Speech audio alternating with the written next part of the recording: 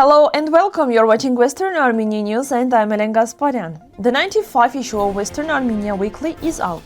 Tevan Poghosyan, Artsakh is not lost, Armenians must not give up.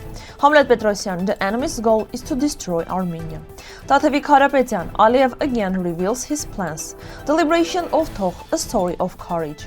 Restore the real name of the Armenian Highlands. Ashot Harutyunyan, Lake Van fights against Drought. Aramaic inscription found in Tsopk is great importance. Mikayel Badalyan. The 95th issue of Western Armenia Weekly has been released. This edition includes several remarkable stories about the Hayrapetyan and Gulbenkian Foundation's new program to teach Western Armenia, the celebration of the Feast of the Assumption by Armenians of Western Armenia, and the rescue of baby sea turtles on the region's shores, symbolizing rebirth and hope. It also features a piece by Aramenian titled "They Falsified the Monuments," history forgetting to mention it was destroyed by Azerbaijans, raising the problem of cultural heritage distortion.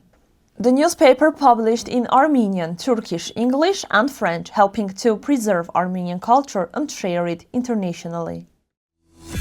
Political scientist Tevan Poghosyan says the August 8 Washington Declaration between Pashinyan and Aliyev is not irreversible. According to him, Russia and Iran will not accept such an agreement.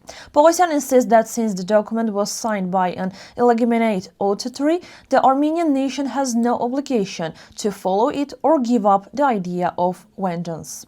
He warns that the government weakens Armenia's foundations, the church, education, army, and sovereignty, and reminds Montemelkonyan's words.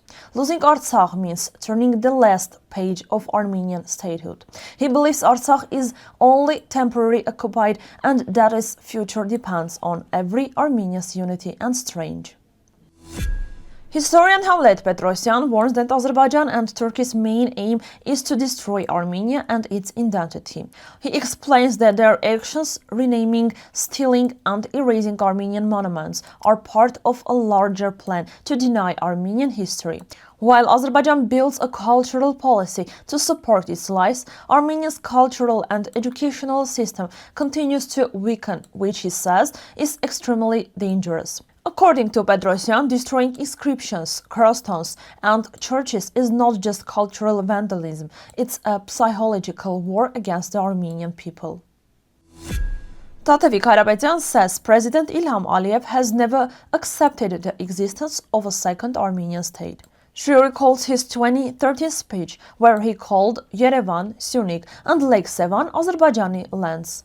Now, after seizing Artsakh and carrying out ethnic cleansing, Aliyev repeats the same message, confirming that his ambitions remain unchanged.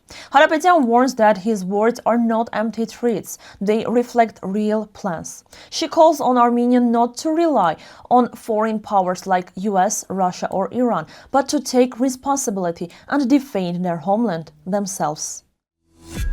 After continuous attacks on peaceful villages, Armenian self-defense forces launched a successful operation in Togh, Drought region. The enemy was forced to retreat in panic without waiting for reinforcements. This victory became the first major success of the Armenian forces, boosting their morale and proving that courage and unity can overcome fear.